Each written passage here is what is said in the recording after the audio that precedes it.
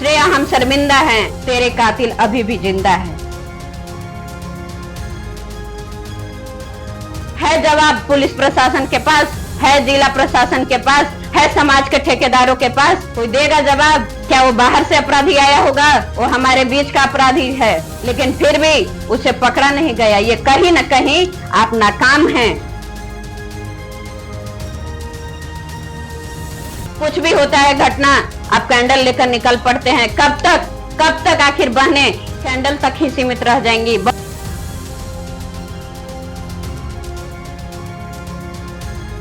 आज अगर इस घटना पे चुप हैं, तो हम अपनी बारी का इंतजार कर रहे हैं, मत भूलिएगा। कल को आपके साथ भी होगा, तब फिर आपके साथ भी कोई नहीं आएगा ना, तब वो दर्द महसूस होगा।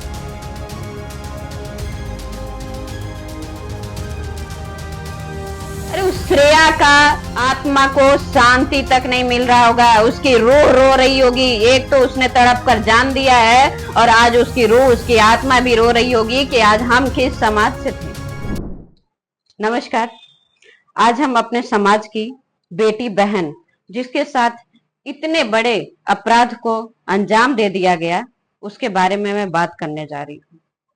तो औरंगाबाद जिले के अंतर्गत नवीनगर क्षेत्र के खैरा निवासी मात्र 16 साल की बहन, 16 साल की मासूम सी बच्ची जो 11वीं क्लास की बस छात्रा थी, उसके साथ ऐसी घटना घटी जिसके बारे में कहने से जीभ लड़खड़ा रहे हैं, रूह तक कांप जा रही है। कहते हैं कि 11 जून को सुबह 6 बजे वो कोचिंग जा रही थी, प्रतिदिन की तरह। क्या उसे मालूम था कि वह उसका आखिरी दिन होगा और इतना बुरा दिन होगा? उसे मालूम तक नहीं था। वो 11 तारीख को कोचिंग जा रही होती है, और उसी बीच में न जाने कैसा वो दरिंदा था जो हमारे बीच का, कहीं बाहर से वो आया नहीं था, नहीं वो कोई जानवर था। जानवर होता तब भी मानते कि उसके अंदर इंसानियत नहीं थी, लेकिन वह बंदा इंसान था, और हमारे बीच का लड़का, वो भी किसी का भाई होगा तो किसी का बेटा होगा, और किसी बहन का, वो भी श्रेया की तरह बहन का, वो भी किस भाई होगा। लेकिन जरा भी उसकी रूह तक नहीं कांपी। न जाने कैसे संस्कारहीन औलाद था वो, जिसकी रूह तक नहीं कांपी इतने बड़े अंजाम को देने में। श्रेया बहन को उसने किडनैप किया 11 जून को। उसके बाद उसके माता पिता ने कंप्लेन भी किया, एफआईआर दर्ज कराई। लेकिन आप सोचिए, विषय यहाँ है कि 11 जून को वो लड़की गायब हुई, और उस दिन के बाद कंप्लेन करने के बाद भी, एफआईआर दर्ज करने के बाद भी प्रशासन उसे ढूंढ नहीं पाई। और वही 2 दिन के बाद 13 तारीख को उसकी लाश मिलती है, जिसको बेरहमी से उसे मारा गया है। उसकी लाश ऐसी मिलती है जो कि आपने देखा, आंखें तक उसे देख नहीं पा रही थी। न जाने वो कैसा दरिंदा था जिसमें इंसानियत नाम की चीज तक नहीं थी। किस तरह से कुकृत्य किया। सबसे बड़ी बात कि वो लड़का हमारे बीच का था, और उसे ये डर नहीं लगा, जरा भी उसे डर नहीं लगा कि वो इतना बड़ा घटना को अंजाम दे रहा है, उसका आने वाले दिन में उसके साथ क्या होगा। क्यों नहीं डर लगा? ये सबसे बड़ा विषय है हमारे प्रशासन पे। आपने क्यों नहीं महिला सुरक्षा को इतने मजबूत बनाया है, जबकि औरंगाबाद जिले की एसपी महिला है, फिर भी महिला सुरक्षा की लोग बात करते हैं। अभी अभी चुनाव हुआ, चुनाव में कई नेता उतरे और तरह तरह की बात किए। महिला सुरक्षा, महिला सुरक्षा, महिला सुरक्षा की बात कर रहे थे। कैसा महिला सुरक्षा? महिला सुरक्षा अगर रहता, वाकई में जमीन पे रहता, तो आज इतना बड़ा घटना को अंजाम देने का किसी में हिम्मत नहीं होती। और यह कहीं ना कहीं लगातार घटना होने का यही मतलब निकलता है कि सिर्फ आप लोग बात करते हैं। अभी अभी चुनाव हुआ, सांसद महोदय, वहां के राजा राम, माननीय राजा राम जी कहाँ हैं? इतनी बड़ी घटना हो गई चुनाव जीतने के तुरंत बाद। विकास तो हुआ नहीं, अभी बस चुनाव ही जीते, कुछ विकास का काम किए नहीं कि तुरंत ये घटना हो गई, इतना बड़ा अपराध हो गया।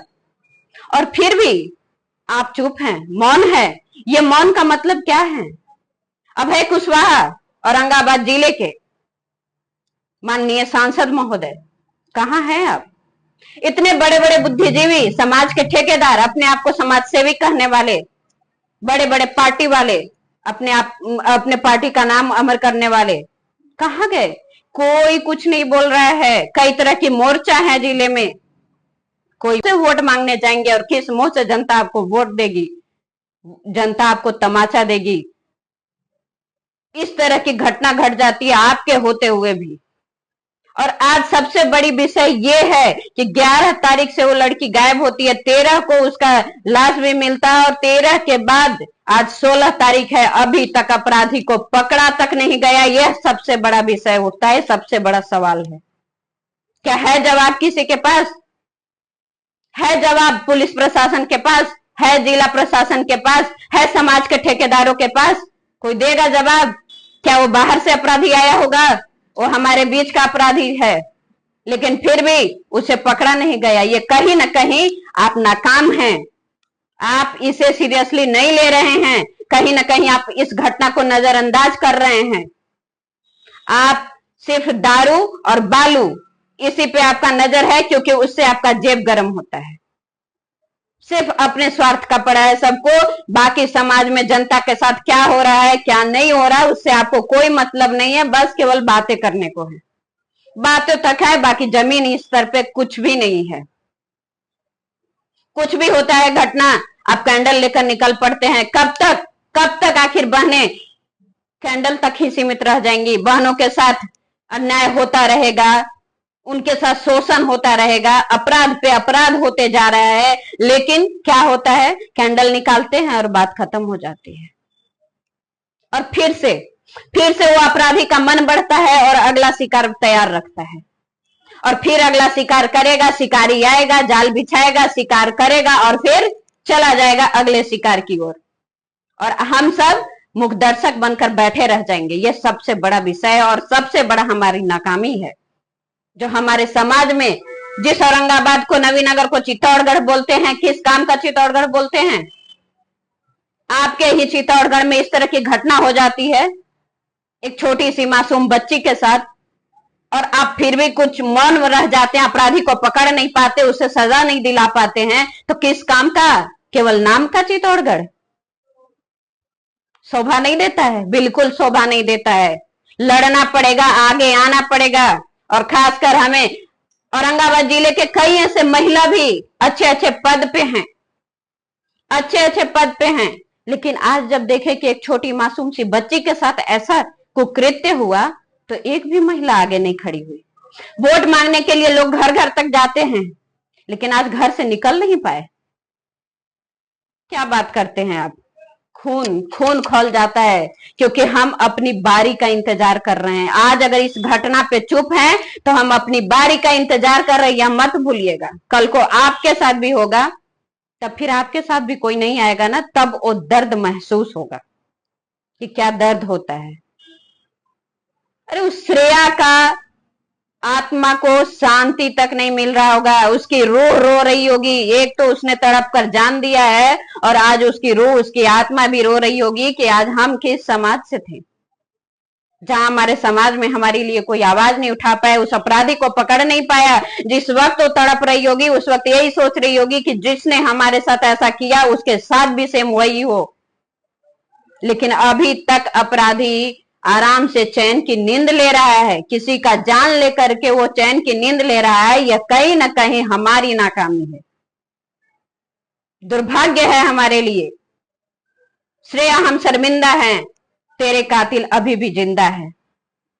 जब तक कि ऐसे अपराधी को पकड़ करके चौराहे पे सबके सामने, यहां तक कि उसके माता पिता के सामने भी उसके साथ वही अंजाम किया जाए जो उसने किया एक लड़की के साथ, सेम वही किया जाए, तभी यह सही सजा मानी जाएगी। तभी आगे से किसी लड़के के अंदर यह हिम्मत नहीं होगी, और उसके माँ बाप को भी यह मालूम होगा कि कैसा दर्द होता है।